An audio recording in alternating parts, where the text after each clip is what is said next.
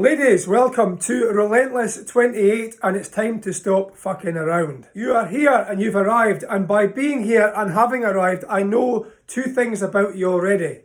One is that at some level you're interested in improving your life and upgrading your mindset and your thinking. And two is that you've identified with some of the issues in your life that have led you to this point where you are right now.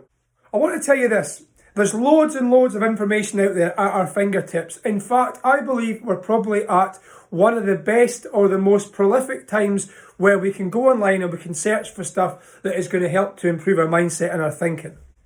And that's information that can change your life. Things like Google, podcasts, the internet. It's full of all this self-help information. However, girls, take this in because we're actually drowning in that information and we're lacking in transformation discipline. For so many of us, we've got all that information. It's all up there. We've taken it in, we've absorbed it, but we're lacking in the execution.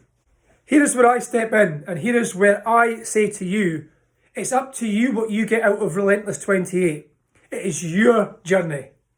And really take that on board that I said it's your journey because it's got your name on it. And it's really up to you, to the level of investment that you make by doing the practical stuff, by working through the exercises, and actually trying to transform your mindset and thinking that is going to equal the end result. And here's 3 points that I want you to take on board before we make that journey together. I'm going to start off with what you might not expect, and that is going to point out to you where you're actually at a slight disadvantage. And that slight disadvantage is that I'm actually doing this for you for free. Now that doesn't take away from the quality that I'll deliver because I do things with diligence and integrity. However, we all like to get a return from our investment. So when we invest a little skin, we put a little bit of money up front, we automatically get into that place in our mindset that we think we're owed a return on that investment. You guys haven't got that. You guys are going to have to structure something that is going to become your skin, your investment. So I'm actually going to ask you to think about investing something somewhere.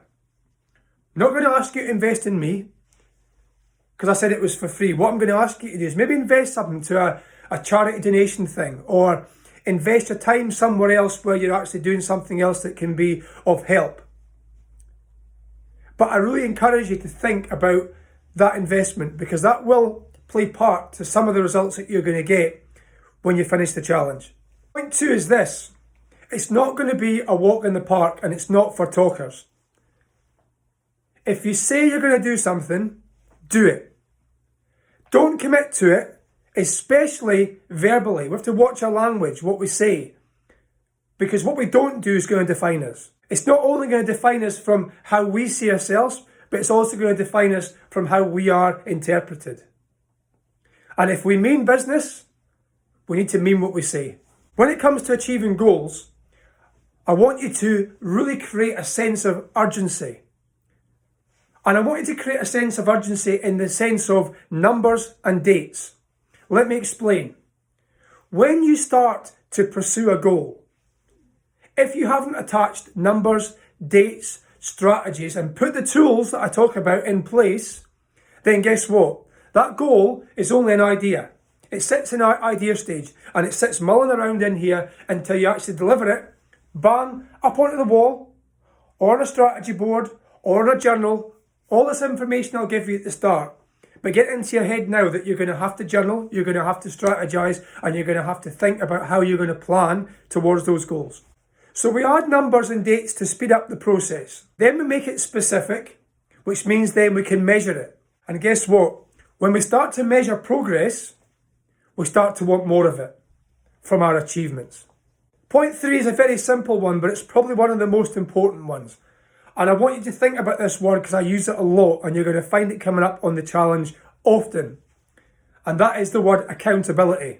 Now what I mean by accountability is to have a peer group, to make a promise, to make a statement, to say to somebody that you're doing this challenge so that you've got a reference point, a point where you've made that wee bit of an uncomfortable step and there's that little bit of fear that's creeping in. But that wee bit of fear that's creeping in is going to be part and parcel and party to how you're going to be able to progress, because you're going to be thinking, maybe I don't want to let my kids down. Maybe I don't want to let my brother down who I've promised I'm going to do this. So think about your peer group. And I tell you this, my kids are awesome for saying, Dad, please get off your phone because I want you to come and take me to do something exciting. What I'm essentially saying is this. We want to create a small fear. That small fear that we put ourselves under that pressure of thinking that we don't want to let somebody down. And that can be incredibly powerful. So here's the first thoughts. Recap. 1. Let's put some skin in the game. 2. Let's create the urgency to make the impact. And 3. I want you to find somebody or a group to be accountable to as you're making this journey. So by taking this step, you've already started to cultivate change. And you've already said to yourself, I'm going to stop fucking around. So let's go, ladies. Relentless for 28 days and you will see changes in your life thereafter. I'm Coach Stu and I'm going to be there for you.